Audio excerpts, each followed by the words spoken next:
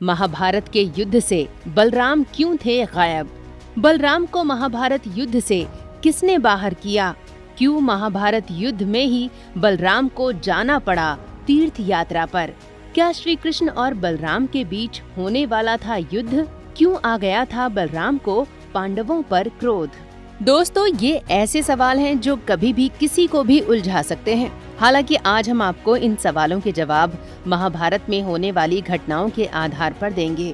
दरअसल दोस्तों, श्री कृष्ण ने तो खुद ही कहा है कि जब जब धर्म की हानि होगी, मैं धर्म की स्थापना के लिए अवतार लेता रहूंगा।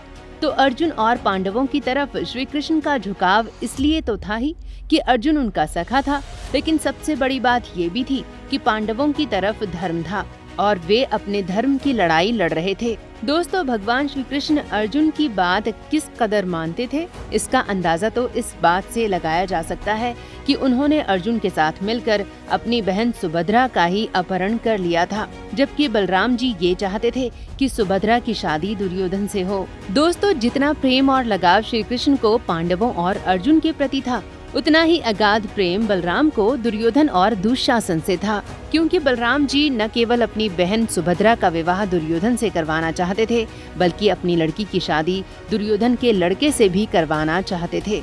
लेकिन बाद में घटोत्कच की मदद से अभिमन्यु ने बलराम की बेटी का अपहरण कर लिया और शादी कर ली थी। देखिए, महाभारत के युद्ध के समय अगर बलराम जी होते तो ये बात तय है कि वे दुर्योधन की तरफ से पांडवों के खिलाफ युद्ध करते, जिससे युद्ध के परिणाम में बदलाव हो सकता था। एक बात तो ये थी, और दूसरी बात ये थी कि अगर बलराम जी दुर्योधन की तरफ से युद्ध करते तो भगवान श्री कृष्ण को अर्जुन की तरफ से युद्ध करना पड़ता, और श्री कृष्ण कभी नहीं चाहते थे कि उनका युद्ध उनके ही भाई के साथ हो। दरअसल इसके पीछे भी एक कारण है कि भगवान श्री कृष्ण और बलराम दोनों ही श्री विष्णु के अवतार हैं। उन्होंने संसार में धर्म की स्थापना के लिए अवतार लिया था, और ये दोनों अवतार एक दूसरे से ही टकरा गए होते तो सृष्टि का क्या होता। यही कारण है कि महाभारत युद्ध के पहले ही श्री कृष्ण ने बलराम जी को तीर्थ यात्रा पर जाने के लिए मना लिया और बलराम जी को विश्वास दिलाया कि अब सब सुरक्षित हैं, तो आप समस्त तीर्थों के दर्शनार्थ निकल जाइए। और ऐसा ही हुआ भी। बलराम जी तीर्थ के लिए निकल गए और इधर महाभारत का युद्ध आरंभ हो गया। युद्ध लगभग समाप्ति की ओर था, क्योंकि कौरवों के लगभग सभी योद्धा वीर गति को प्राप्त हो चुके थे। अब बस दुर्योधन का वध करके हस्तिनापुर में पांडवों की विजय की पताका लहरानी बाकी थी। लेकिन जब दुर्योधन और भीम का गदा युद्ध होता है, तब बलराम जी अपनी तीर्थ यात्रा पूरी करके आ जाते हैं और दोनों को युद्ध करते देखते हैं। फिर भी श्री कृष्ण उनको बहलाकर उन्हें तीर्थ यात्रा की बातों में उलझा देते हैं और बलराम जी के साथ बात करने लगते हैं, और वे भी तीर्थ यात्रा में हुए अनुभवों के बारे में श्री कृष्ण को बताने लगते हैं। और इधर भीम दुर्योधन की जंघा में गदा मारकर तोड़ देता है और दुर्योधन तड़प तड़प कर मर जाता है।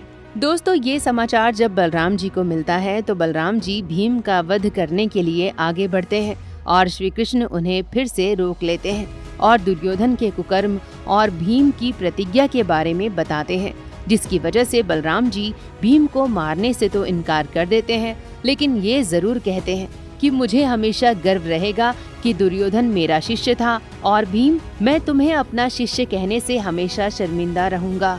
दरअसल दोस्तों, भगवान विष्णु ने अनेक बार अवतार लेकर पृथ्वी को अधर्म से उबारा है और धर्म की स्थापना की है, लेकिन उनके सभी अवतारों में एक बात कॉमन रही है, वो ये कि उन्होंने अपने भाइयों से किसी प्रकार का कोई बैर नहीं रखा। क्योंकि श्री राम अवतार में भले ही उन्हें 14 वर्ष का वनवास मिला, लेकिन भरत के प्रति उनका प्रेम तनिक भी फीका नहीं हुआ।